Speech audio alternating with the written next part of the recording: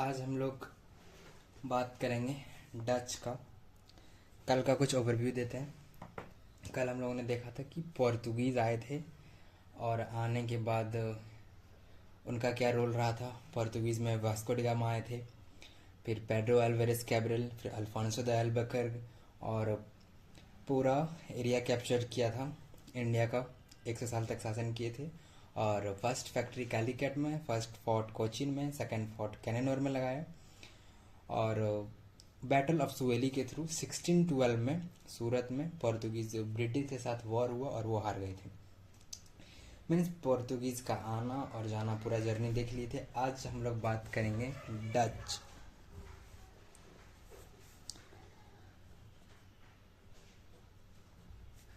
Dutch Dutch का एक company है east India company.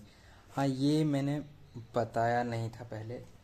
East India company, ये लोग ईस्ट से आते थे इसलिए इन लोगों का नाम, कंपनी का नाम ईस्ट इंडिया कंपनी है। सबका कंपनी का नाम रहेगा। जैसे कि ब्रिटिश आया था तो व्यापार करने आया था, उनका भी कंपनी का नाम ब्रिटिश ईस्ट इंडिया कंपनी रहेगा और डच का भी ईस्ट इंडिया कंपनी। तो ईस्ट इंडिया कंपनी एक कंपनी का नाम, जैसे आजकल जियो रिलायंस ऐसे कंपनी का नाम है वैसे ही। तो ये सबका मोटिव हम स्टार्टिंग में बताए थे कि व्यापार करना था। तो व्यापार करना मोटिव मीन्स कंपनी चला रहे हैं, तो यही है उनका कंपनी का नाम, डच ईस्ट इंडिया कंपनी। तो वही देखेंगे कि डच ईस्ट इंडिया कंपनी, जैसे पोर्तुगीज़ का पूरा जर्नी देखे थे वैसे आज डच ईस्ट इंडिया कंपनी का जर्नी देखेंगे। डच क्या है? डच नीदरलैंड का जो पर्सन है, नीदरलैंड का जो पीपुल है, नीदरलैंड का नेटिव, नीदरलैंड का पीपल को बोला जाता है डच। और वो डच भाषा बोलते हैं। वो रहते हैं नीदरलैंड के। वही यूरोप में जो कंट्रीज बताए थे बहुत सारे हैं, उसमें से नीदरलैंड में रहने वाले लोगों को बोला जाता है डच। नीदरलैंड के नेटिव।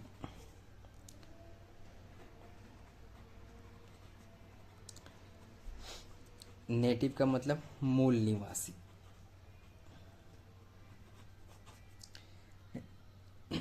ये लोग कौन सी भाषा बोलते हैं? डच बोलते हैं। Dutch speaking people.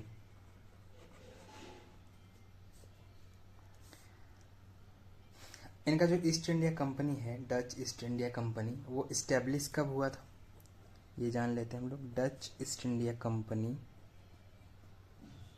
East India company ये इस्टेब्लिश हुआ था, मीन्स स्थापना कब हुआ था डच ईस्ट इंडिया कंपनी का? वो 1602 में इनका स्थापना हुआ था कंपनी का।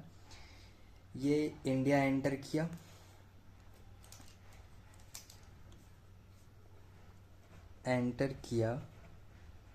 इंडिया। और सबसे पहले किस किस एरिया को इसने जीता था? तो सबसे पहले अम्बोयना नाम का एरिया था। सॉरी, एंटर किया था, ये बता देते हैं 1605 में। 1605 में एंटर किया और एरिया कौन कौन सा कैप्चर किया था? वो एरियाज हैं अम्बोयना, फिर जकार्ता, ये सब एरिया याद होना चाहिए। बटाविया, फिर जावा,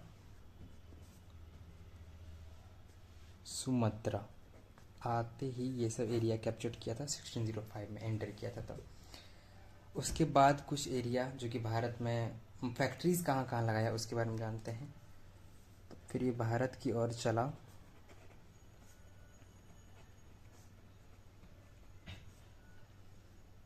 और अपना फैक्ट्री लगाया।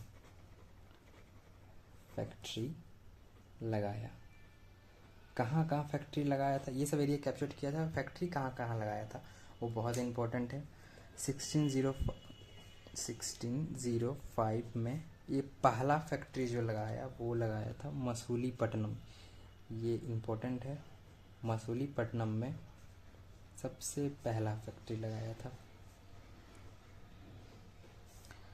उसके बाद फिर सूरत में लगाया, कोचीन में, पुलिकट, कराईकल, जिसको आज के टाइम हम लोग पौंडीचेरी कहते हैं।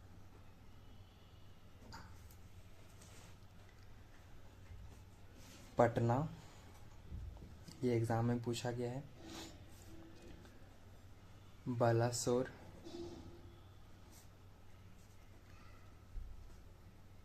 कासिम बाजार।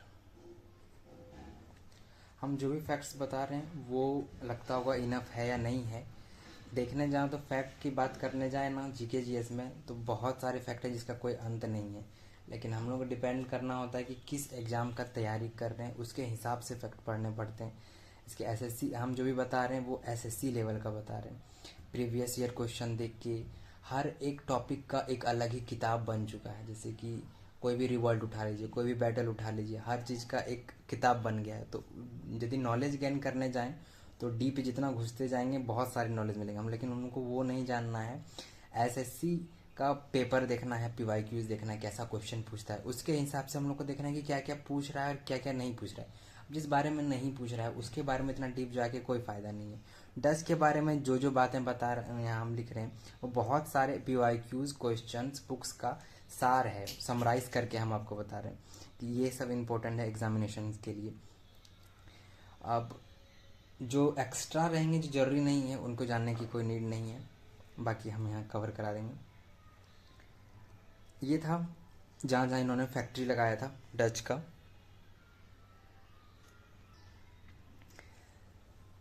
डच जो है किस चीज़ का व्यापार करता था बहुत सारी चीज़ों का, इंडिगो का और अदर अदर चीज़, लेकिन जो फेमस है ये मेन इसका जो व्यापार था वो था मसालों का व्यापार।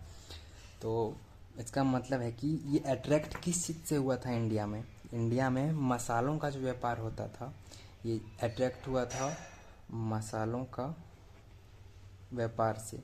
जैसे कि अट्रैक्ट हुआ पेपर बोलते हैं काली मिर्च को, पेपर और अदर जो भी स्पेसीज हैं और अदर स्पेसीज जो भी मसाले वगैरह होते हैं वो नहीं पूछा जाएगा। इस पे अट्रैक्ट हुआ था और ये क्या किया, स्पाइसेस के व्यापार से अपना डोमिनेशन बनाकर रखा।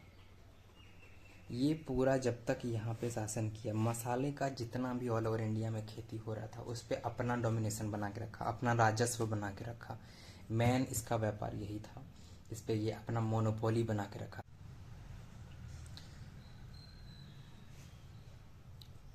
मीन्स स्पाइसेस, पेपर, ये सब पे जितना भी व्यापार हो रहा था उस पे ये पूरा अपना डोमिनेशन जमा के रखा था डच ईस्ट इंडिया कंपनी। अब इनका एंड कैसे हुआ था इनके बारे में इतना ही जानना है। इसका एंड हुआ था बैटल ऑफ बेडेरा, बैटल ऑफ बेदेरा के थ्रू 1759 में इसका वॉर ब्रिटिश से होता है। डच ईस्ट इंडिया कंपनी का वॉर हुआ versus British east India company से। जीतेगा कौन? ऑब्वियसली ब्रिटिश जीतेगा। अब यहाँ पे डच का समापन होता है, डच को वापस जाना पड़ता है। इनके बारे में और कुछ फैक्ट जानने का ज़रूरत है डच के बारे में। डच का 1742 में एक और वॉर हुआ था, बैटल मतलब डच का बैटल ऑफ, एग्ज़ाम में पूछा गया है, कोलाचल। एक चीज़ बता देते हैं, जीके में कहीं कोई भी चीज़ अभी बता रहे हैं, अभी हर एक चीज़ को बस गेन करते जाना है, सीखते जाना है, जानते जाना है, याद करते जाना है। और जब आगे बढ़ते, अकबकाना नहीं है, पेशेंस रखना है। जब आगे बढ़ते जाएंगे तो एक द टाइम आपको रियलाइज़ होने लगेगा कि ये चीज़ तुम पहले पढ़े थे और वहाँ से उसको ऐसे कनेक्ट किए। मीन्स अभी हम लोग को ही समझ नहीं आएगा कि ब्रिटिश कैसे आ गया बीच में, ब्रिटिश से वॉर कैसे हो गया, लेकिन जब आप आगे जाके और पढ़ेंगे, पूरा आगे बढ़ते जाएंगे तो आप और पीछे का चीज़ों को आगे से चीज़ों से कनेक्ट करते जाएंगे, कहानियों को रिलेट करते जाएंगे और समझते जाएंगे कि ब्रिटिश अच्छा इस टाइम एंटर किया था, अच्छा इस टाइम इन लोगों से बैटल हुआ था, इस वजह से बैटल हुआ था। तो अब सबका एक अलग अलग कहानी है। मान लीजिए इंडिया है, यहाँ पे कुछ और चल रहा है, यहाँ कुछ और चल रहा है, यहाँ कुछ और चल रहा है, तो उसको एक ही साथ तो सीरियल जैसा तो नहीं दिखाया जा सकता है।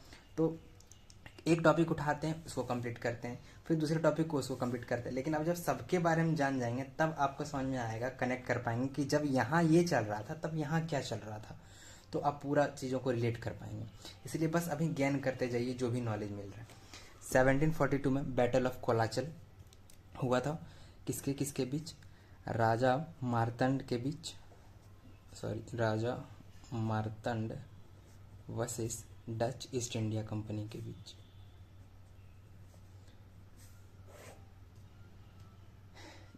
ये वॉर इसलिए बताना जरूरी था क्योंकि इसके बाद ना डच अपना कैपिटल बदला था, जिसके बाद ये वॉर के बाद डच ने अपना कैपिटल इंडोनेशिया शिफ्ट किया था। Indonesia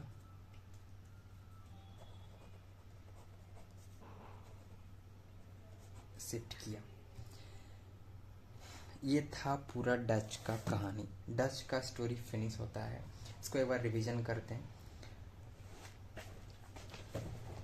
Dutch East India Company Netherland के नेटिव्स, नीदरलैंड के जो मूल निवासी हैं उसको कहा जाता है।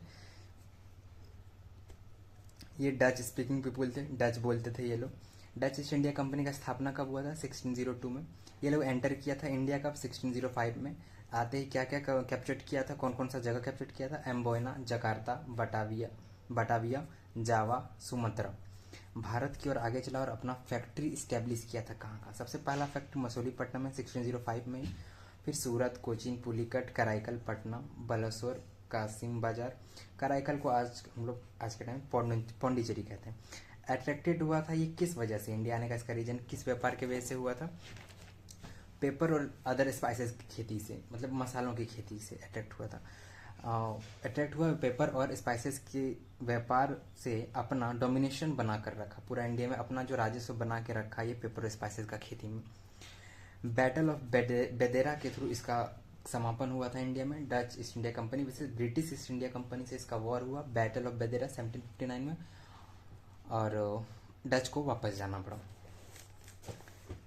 इनके बारे में कुछ और फैक्ट हैं दो, उनको जान लीजिए। 1742 में बैटल ऑफ कोलाचल हुआ था और डच का राजा मार्तंड से, इंडिया में राजा मार्तंड से हुआ था। इसके बाद डच ने अपना कैपिटल जो है इंडोनेशिया शिफ्ट किया था। ये याद करने वाली बात है, याद रखिएगा। अब हम लोग कल देखेंगे ब्रिटिश के बारे में। डच आए, अब बता रहे हैं हम सीरियली, जैसे पोर्तुगीज़ पहले आए थे, फिर डच आए थे, उसके बाद फिर ब्रिटिश आएगा। तो हम लोग बात करेंगे कल ब्रिटिश के बारे में कि ब्रिटिश ईस्ट इंडिया कंपनी कैसे और क्यों एंटर किया था इंडिया। उसके बारे में कुछ ओवरव्यू आज दे देते हैं। जैसे कि ब्रिटिश ईस्ट इंडिया कंपनी, ये एक बार लिख देते हैं, बार बार लिखने का जरूरत ना पड़े। ईस्ट इंडिया कंपनी, ये जो EICO लिखते हैं इसका मतलब ईस्ट इंडिया कंपनी, ये इस्टेब्लिश हुआ था। इसके बारे में और कल डिटेल में बात करेंगे। फिलहाल हम कुछ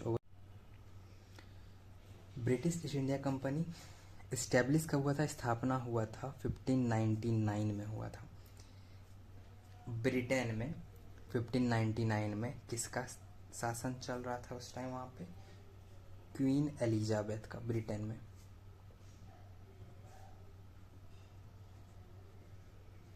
क्वीन एलिजाबेथ 1599 में उसका वहाँ शासन चल रहा था। ब्रिटेन में एक कंपनी बना और उसको एक चार्टर मिला भारत में व्यापार करने के लिए। चार्टर क्या होता है? 1599 में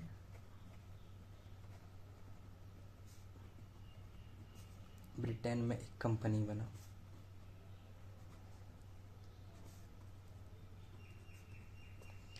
ब्रिटिश ईस्ट इंडिया कंपनी।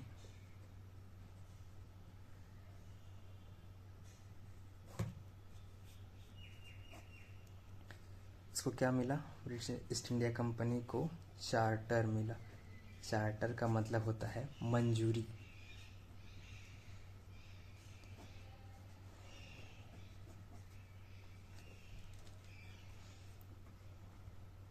किस चीज़ का मंजूरी? भारत जाके भारत में व्यापार करने का, व्यापार करने के लिए। और ये चार्टर कब मिला था? ये चार्टर मिला था 1600 में। ब्रिटिश ईस्ट इंडिया कंपनी 1599 में क्वीन एलिजाबेथ के द्वारा ब्रिटेन में एक कंपनी बना।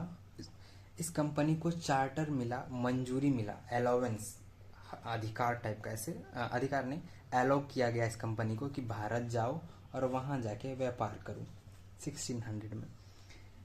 एक बात याद रखिए, आगे जाके बताएंगे कि आधा मतलब 200 सालों तक शासन किया था ब्रिटिश इंडिया में, उसमें से 100 साल तक कंपनी शासन किया है, कोई गवर्नमेंट कोई नहीं किया था शासन। 100 साल तक सिर्फ जैसे जियो रिलायंस जैसा कंपनी है व्यापार करने वाला, वैसे ही सिर्फ ब्रिटिश ईस्ट इंडिया कंपनी 100 साल तक इंडिया में आके राज करता है। उसके बाद फिर गवर्नमेंट वहाँ का यहाँ पे राज करता है। असली पावर तो गवर्नमेंट के पास रहता है। आगे ब्रिटिश के बारे में और डिटेलिंग बात करेंगे हम लोग, कैसे कैसे वो कैप्चर्ड किया था इंडिया को, फिर कैसे कैसे यहाँ पे अपना पॉलिसीज़ फैलाया, अपना नीति फैलाया। उसके बाद फिर हम लोग का जो ग्रेट लीडर्स वगैरह कैसे उस पे धावा बोल के यहाँ से खदेड़ते हैं, उसके बारे में बात करेंगे। लेकिन एक चीज़ बताना था कि 100 साल तक कंपनी अभी शासन करेगा, उसके बाद फिर 100 साल तक उसका गवर्नमेंट शासन करता है। तो कल हम लोग देखेंगे ब्रिटिश कैसे आएगा, ब्रिटिश के बारे में। आज के लिए डच फिनिश।